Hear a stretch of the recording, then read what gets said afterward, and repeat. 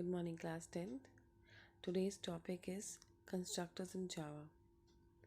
In my previous videos, I have shared various other topics, but today I have picked up this topic as I found it as important for your board exams and useful for making programs as well.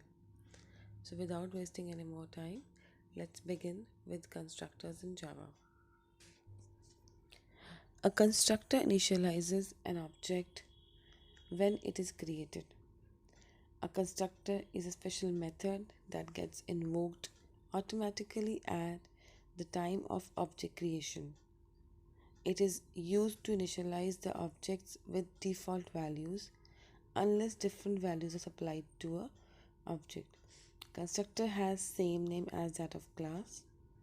It cannot return any values, and a class can have more than one constructor. So it is, as I said, its name is same as that of class, and it is syntactically similar to a method. However, when you can create constructors, they do not explicitly return any value. Typically, you will use constructors to give initial values to the instance variables defined by the class or to perform any startup procedures that are required to fully create an object. All classes have constructors whether we define it or not. By default, Java creates constructors and initializes the values to 0. Java provides two types of constructors, namely no argument constructors or parameterized constructor. No argument constructors, as the name specifies, has no constructors of Java and does not accept any parameters. Instead, using these constructors, the instance variables of a method will be initialized to fixed values of object. You can call constructors to initialize the objects by creating the objects at the time of creation. Parameterized constructor. Most often we will use parameterized constructors only to accept one or more parameters. Parameters are added to the constructors in the same way that they are added to a method. Just declare them inside the parenthesis after constructor's name. To invoke a non-parameterized constructor, we does not need to do much. We just need to write the constructor's name without passing any values, although it is done automatically when Java programs are executed. Defining a constructor. As I told you in the previous slide, a constructor is of same name as that of class. The only difference is this method will not have any return type. So my class name here is counter. So I've created a class, public class counter, and in the class I've created a variable called counter index of integer type.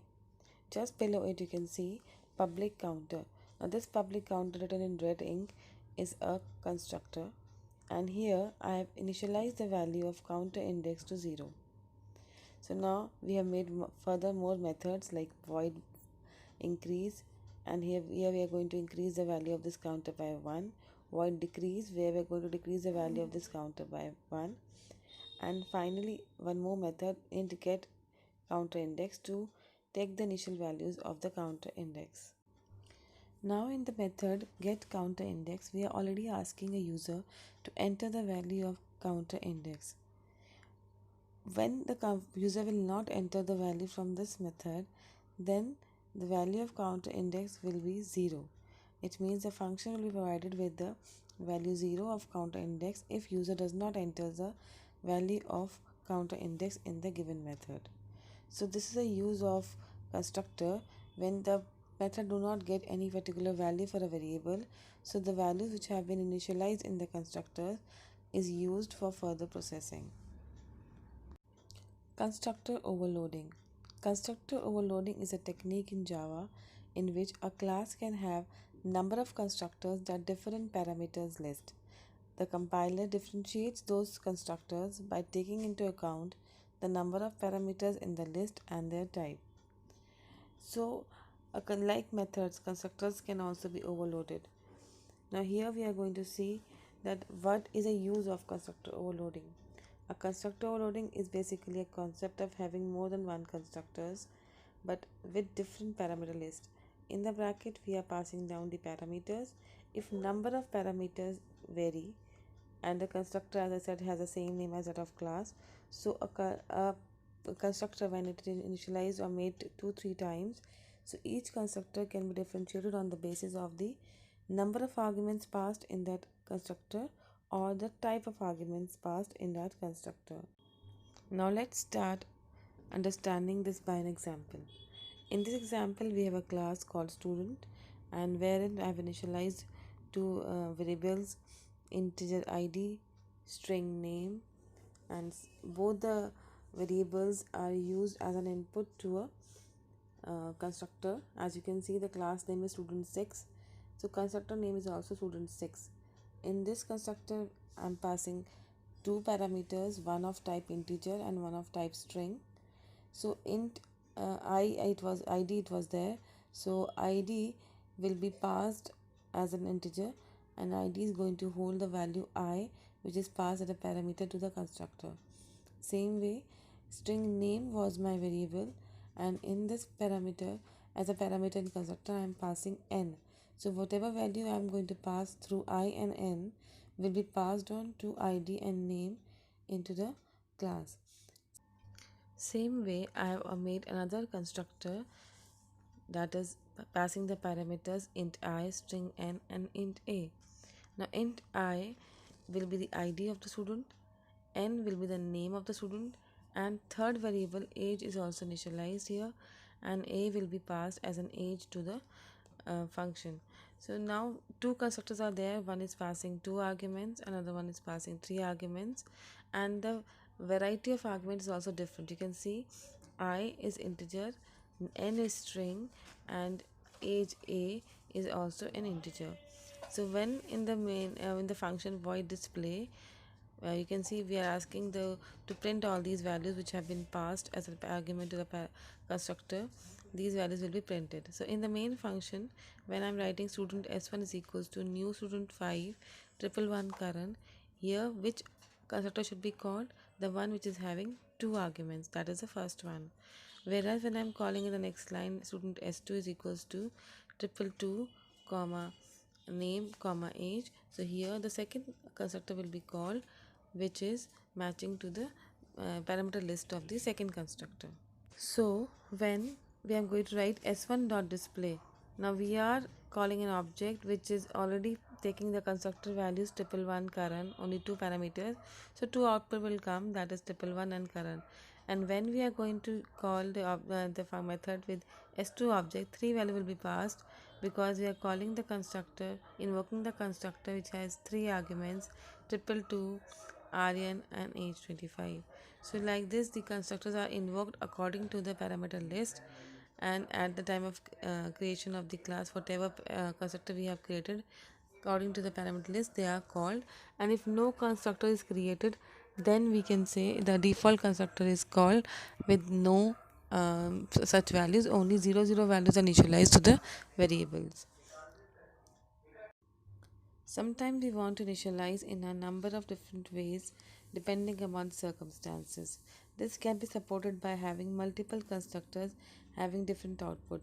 This can be understood again with the term called constructor overloading. We can have multiple constructors as long as the signatures, that is parameters, are not same. We can define as many as constructors we need. When a Java program contains multiple constructors, we call this concept as constructor overloading. Initializing with constructors. To initialize with constructor, we need to call the constructors that take all the parameters that you want to instantiate. The parameters that are passed to constructors inside the parenthesis after the class name on right hand side of equal sign. The object is then created and the constructor is executed. After the execution of the above constructor, the fields initialized by the constructor will have the same values as of parameters passed by the constructor. A Java constructor parameter can have same name as that of field. If constructor parameter has same name as that of field, the Java compiler faces problem in knowing which to refer. So by default, if the parameter, that is local variable, has same name as that of the field in the same class, the parameters of local values are used as shadows for the field.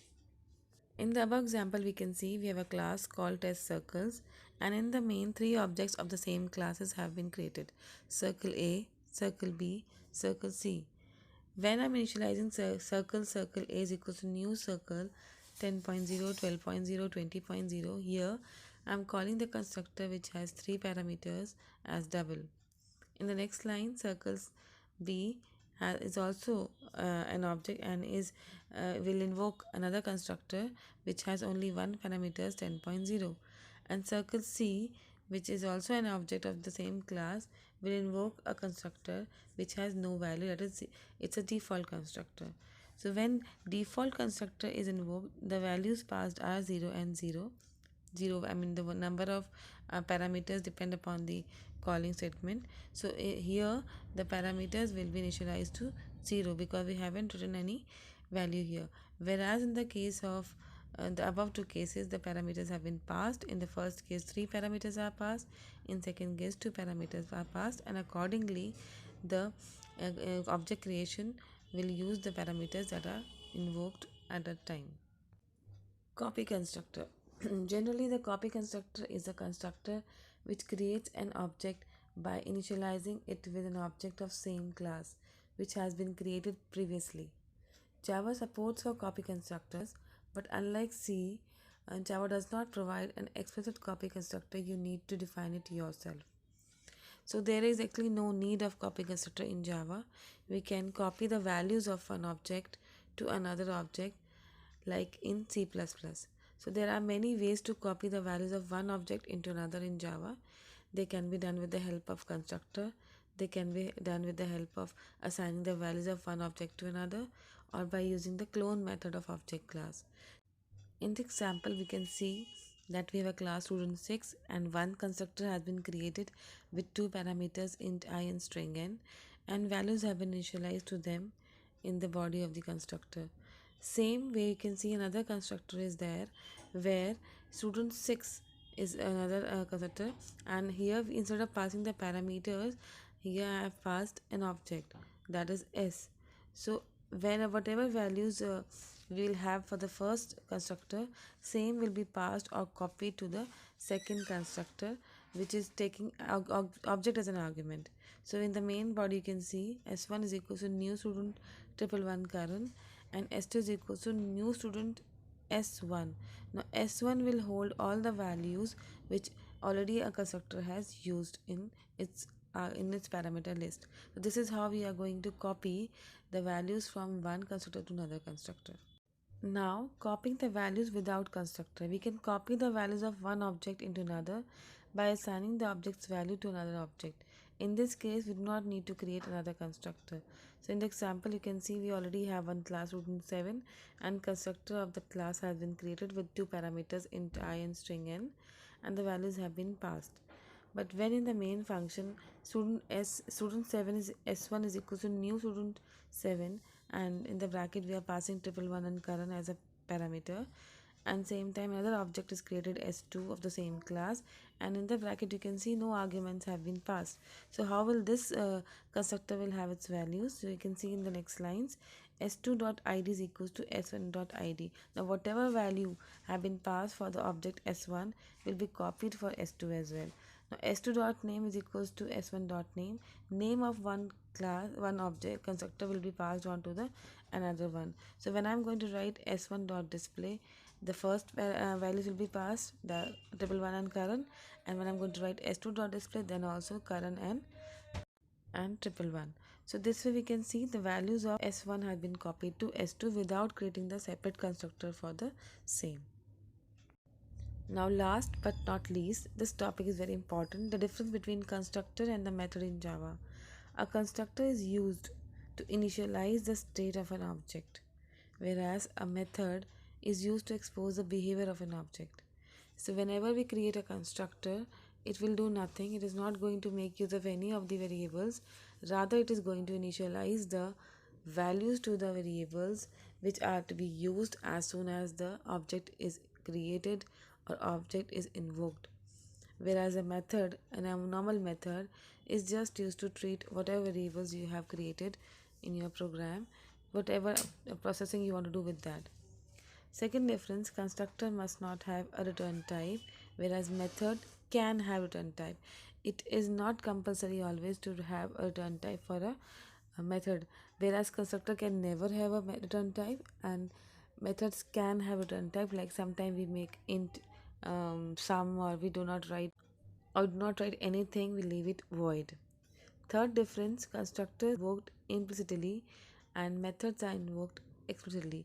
We do not need to actually call the constructors. Constructors are automatically called at the time of object creation, whereas methods have to be called. Without calling method, we cannot use it. The Java compiler provides a default constructor if you do not have the constructor, whereas the methods are not provided by the compiler in any of the case. So this is a major difference between a constructor and a method. Fifth one is the constructor's name must have same name as that of class, whereas the method name need not to be same as that of class. If by mistake we write the name of method as name of class, it will be treated as a constructor only.